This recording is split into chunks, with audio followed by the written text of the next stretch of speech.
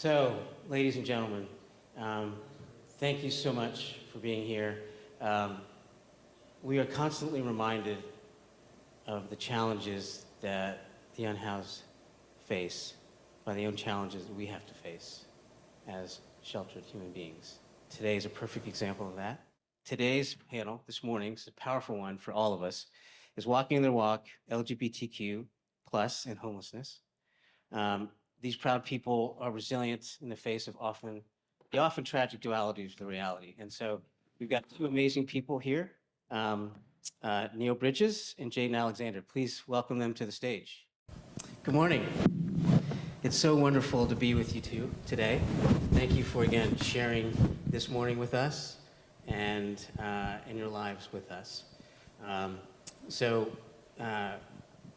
It's really important that we understand and get a great feeling for your journey in this life. Share a little bit about your journeys with us, and then we'll go into some formal discussion. Hi, I'm Jaden Alexander. I became homeless when I was 18. My parents didn't accept me for my gender orientation, as well as been able to handle me for my depression. My family was very abusive and neglective, so I had to figure out my ways to take care of myself, and I knew that there was resources in LA. So I was walking on the freeway for weeks, trying to find my way to get to LA. Being in the park and out in the streets, I had nothing to eat, I was dirty. People would just stare at me, look at me, point and laugh, and it was the most hurtful thing I can ever imagine. You know, I'm a very, very sweet person, and to have someone look at me like I'm a piece of crap is sad. So since nothing was going the way I planned and no one wanted to help me, I tried to commit suicide. And I almost died, but I didn't.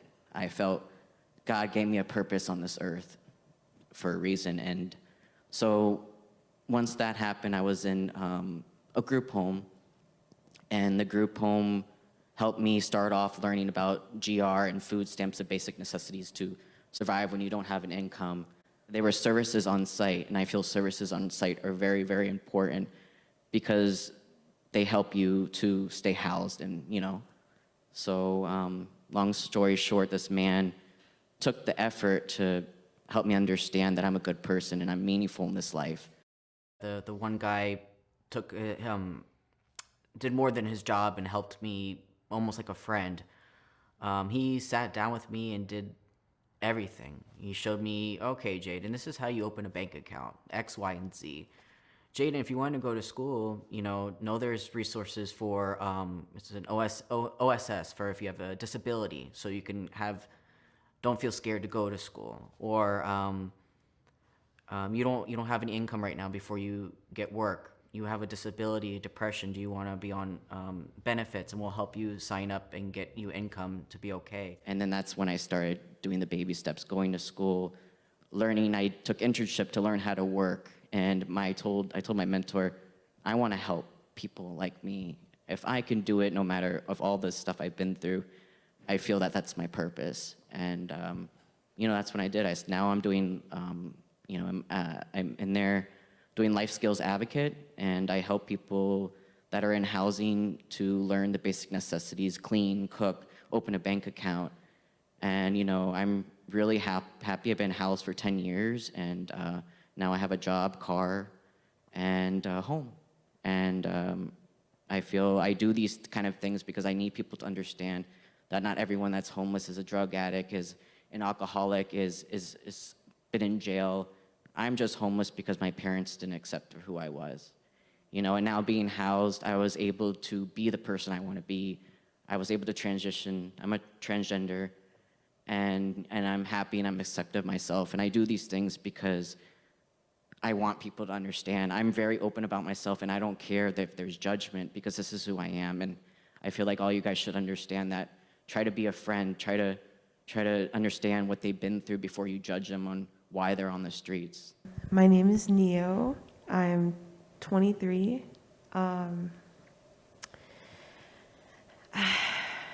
Where do I even start? I first experienced homelessness when I was 16. I decided to run away from home because I just didn't feel safe there. Through the LGBT Center, I was connected to another program called Youth Emerging Stronger, and it's a transitional housing program.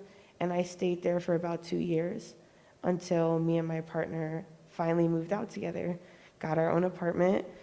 I was homeless for about like 4 months before we got our apartment, just because I had overstayed the term of my transitional housing, so I had no choice but to go back onto the streets for a little bit.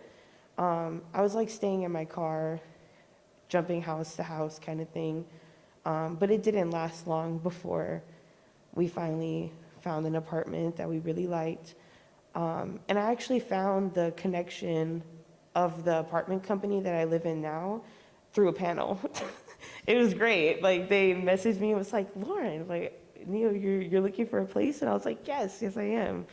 So it really did work out. And at the end of this year, me and my partner will have been housed for 2 years straight. And it's a crazy experience. It really is.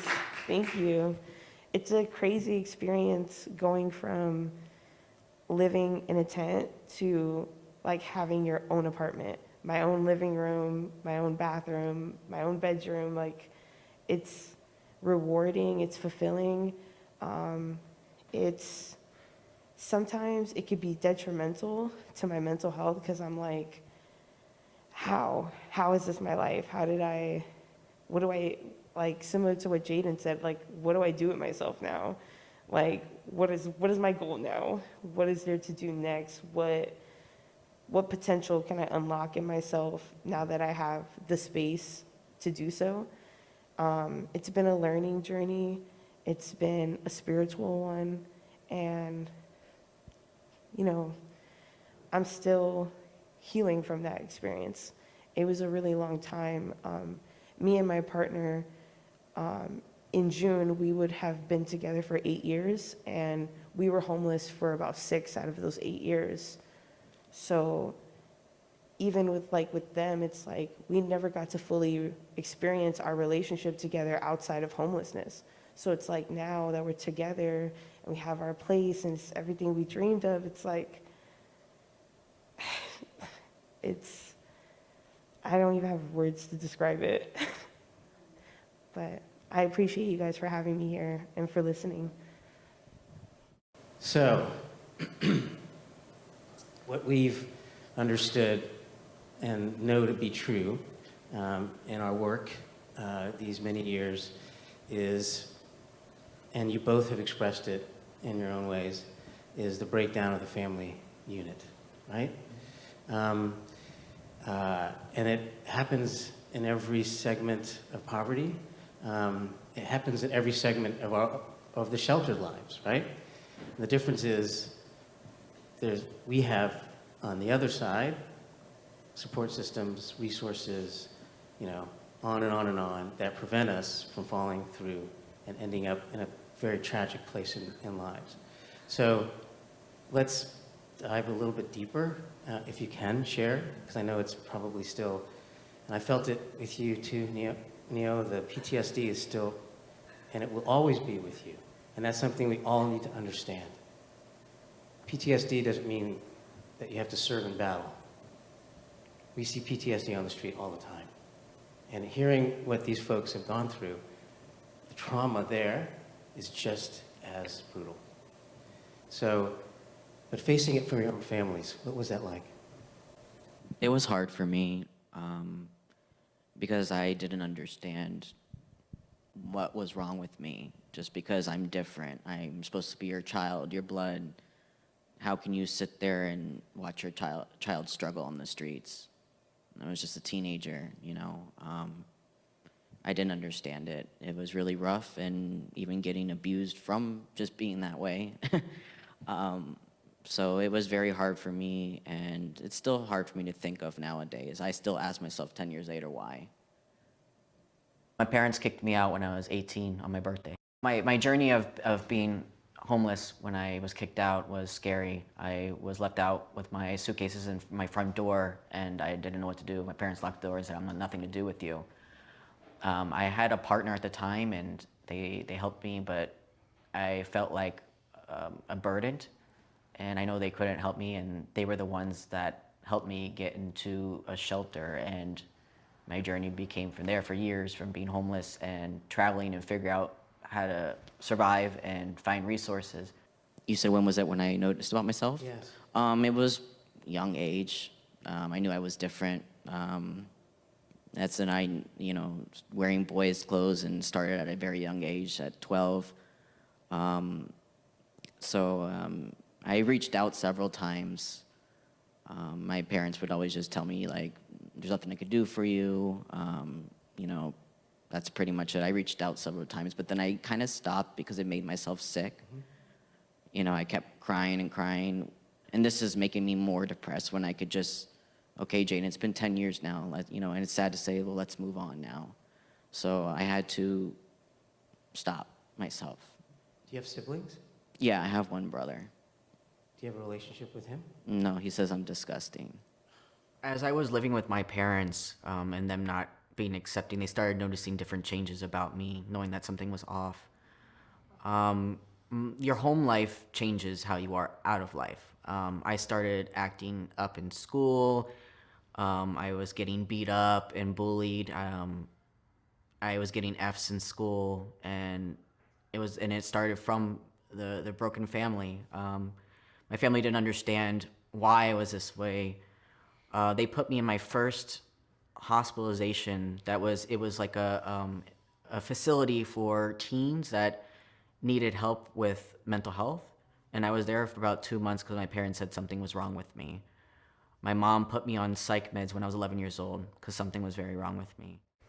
I come from a big family. I have 6 other siblings. Growing up, I wouldn't necessarily say that I grew up extremely low income, but I think like as an adult looking at my childhood situation, I could see like, oh, okay, we weren't doing the best, like financially. My mom was the only one who worked, and she constantly worked. So it was, I didn't really get to see much of my mom. It was almost like she was always like, my mom was a teacher, so she was always a teacher first, and then a mom. And then like my dad was just very, very distant. But when they would come together, it would be like a war zone. And me and my siblings would just get caught in the middle of it all the time.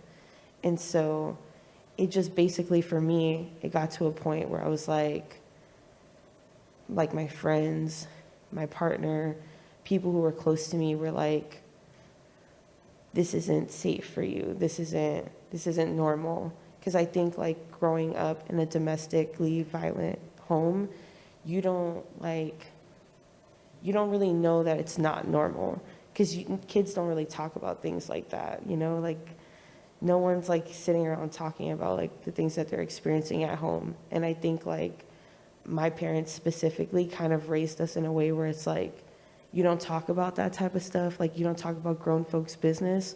So I would always keep experiences like that to myself. But as you get older and you start to have relationships, people start to come over, people start seeing. And once they started seeing, it started helping me see how bad things were getting. I would say that I think being homeless and also being a part of the LGBTQ plus community is dangerous. I feel like since me and my partner were always together, if somebody like targeted us, it was kind of like we can't get rid of them because we're walking, and we're also walking with all of our belongings. So there was many times that we were like followed or stalked by random cisgendered men, and that was just very extremely uncomfortable. It was one of those type of things where you start to like develop like a paranoia, and you just like nowadays I just can't even sleep at night because I'm just always up. And I think it's also part of like a little bit of like my PTSD, just not feeling really safe sleeping. So yeah, like situations like that would happen. But going to the center, I would see that same dynamic also happen around the center with other youth who were coming there. One of the things that was like really important to some of the youth at the center when because they recently moved locations and they built like a new building. Something that was really important to the youth that I don't think that the LGBT center really considered was making it like less obvious. A lot of the youth didn't want like bright signs or big lights and stuff like that because LGBTQ plus people in the community get targeted. And especially in Hollywood, it's a very dangerous area, especially for trans youth. So it kind of felt like the youth couldn't even be in the front without people driving by, people making like inappropriate comments or like trying to like drive up on some of the youth. It was just, it's crazy that even at some of the safe places for us to be at, that we're still experiencing like discrimination and being attacked in a place that's supposed to be safe and comfortable for us to get shelter and get resources. I was wondering if, and I know every story is different and every individual has different trauma that they're working through, but for an individual that is maybe not suffering with an immediate physical or mental health crisis, that needs to be managed first, is there a best first step to helping someone towards stability when they do receive housing?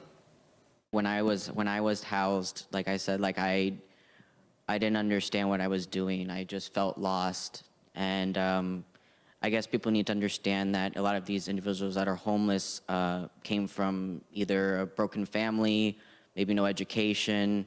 So I was very like defiant. I didn't trust anyone. I was very like, I don't care about this.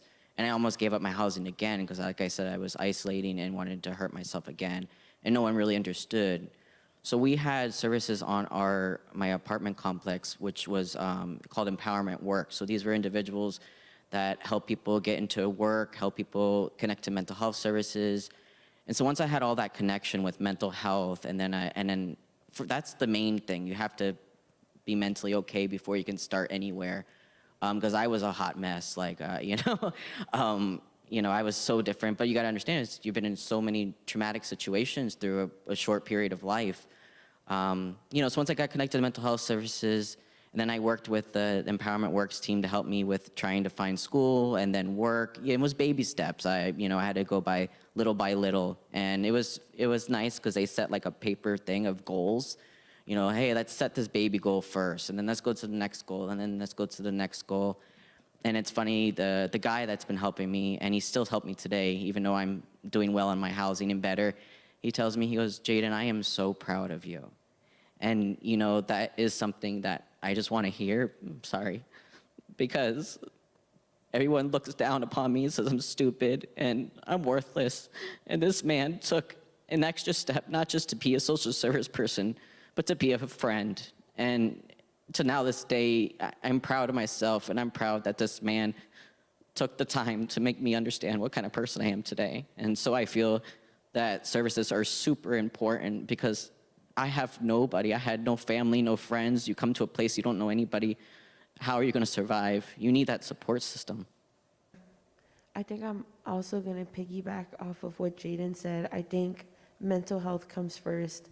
I think growing up, I didn't have any connection to any like mental health programs or anything to help me try to navigate what I was experiencing, especially like in those first few years when I was like 16, 17, 18. Like those are all very like huge transitional like ages for your life. And so I feel like if I had some mental health services like to kind of help me like unpack and like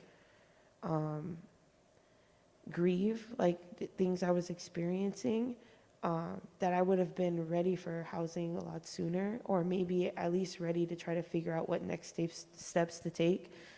I think once I did find housing, that was one of the first things that they offered to me was therapy. and I had therapy the entire term of my transitional housing, and it was amazing. It was amazing having like a team of people that I felt like were kind of like circled around like my growth and my health and getting me to a better place. It was nice feeling like supported because I didn't, similar to Jaden, like I didn't have that from my family. It was, I will say though that like I am extremely grateful, and like I've mentioned it many times, of my partner, because luckily I didn't have to go through that experience actually alone. I had someone there to look after me and to help me and vice versa. So I will say that I am grateful for that, but it was very like traumatizing also seeing someone that you deeply love and care for go through the same things that you're going through. So it's like how can we help each other when we're both like drowning in this experience that we're having? So mental health, yeah, like definitely that I feel like that should be the first step. And I feel the government kind of wants the poor to stay poor. Um, you know, yes, my income's lower, but I pay almost 1,200, and I have all these bills. Even though I'm low income, I don't qualify for low electricity. I hardly can spend food. California is very expensive, and I don't qualify for EBT because I work full time. I'm not even able to go to school. Section 8 has a policy: if you go to school, that you're not able to go full time. They consider that income, which your financial aid is going to the school itself. There's a lot of things I feel that need to be changed. I feel if you want these people to get off the streets and grow and do better, why do we have barriers? Why is there so many barriers to change that? And that's why sometimes people go back to the street or fail or because of all that stuff going around it. And I feel and all this stuff about, yeah, we're gonna give all this money for new housing and all this stuff. There's more than just to housing. People don't understand that. So that's how I feel about that. For those Jadens and Neos out there that are still out there, what do you share with them? Anything you put your mind to, you can do it. I almost gave up myself, but I didn't. And if you keep your mind to it, anything's possible. Just believe in yourself. And like you said, that one person made me think so different about myself. And sometimes doing these speeches will make people want to help more. I was telling Sally earlier that I did a speech a while ago about my life, and after everything was over, this lady came up to me and started crying, and she was like, you know what, I'm gonna go home and kiss my son. I've been so hateful towards him because he's gay, and hearing what you went through, she said, I'm disgusted with myself. She said that I love my son, and I'm so happy you told me this story, because if I ever could imagine my son out there in the streets and going through what you did, I would hate myself. And I was telling Sally that that made me feel so good that I changed someone's mind just for telling about my story. That's amazing. And so just a quick follow-up with that, because you always give us amazing nuggets. So let me go a little deeper on the question. So talk to two people that were, in your situation, still at home, right? And find themselves out in the street. And I'll let think about that question as well that way.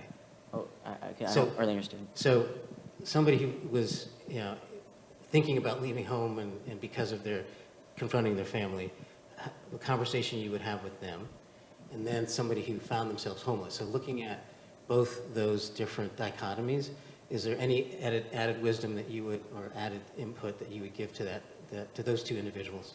An individual that wants to leave their home, I mean, I really wouldn't suggest it, because I mean, sometimes it's not a choice, but it is really scary being homeless. I don't know how anyone could do it. I don't know how I made it through. Some people just get kicked out from being that way. So I mean, if they do become homeless, look for support. I know it's hard, if especially you don't have anyone. I first started to look. My first option I find was mental health services. I would just tell them to find help, so they don't have to stay homeless. So. Thank you, Jaden. Neil? I think what I would say to someone who's thinking of leaving home, I think I would tell them to prioritize themselves first, prioritize your safety, prioritize your happiness and your well-being. I'm grateful and blessed enough to now be able to get myself around, have a stable housing. So if I ever came in contact with someone who was going through what I was going through, like I would help in any way possible, any and every way, because now I can help, and it sucks wanting to help someone but not being able to. So if you're able to, like, you should. There are 52,000 homeless youth in LA County as we speak. 1 out of every 3 homeless youth in the United States live in the state of California. There's 250,000 homeless youth in the state of California. Marinate on that for a second. These two were 2 of them. So like I said, the intersection of what ails us as a society, you see in these precious lives today. Please join me with a warm applause for these 2 amazing humans.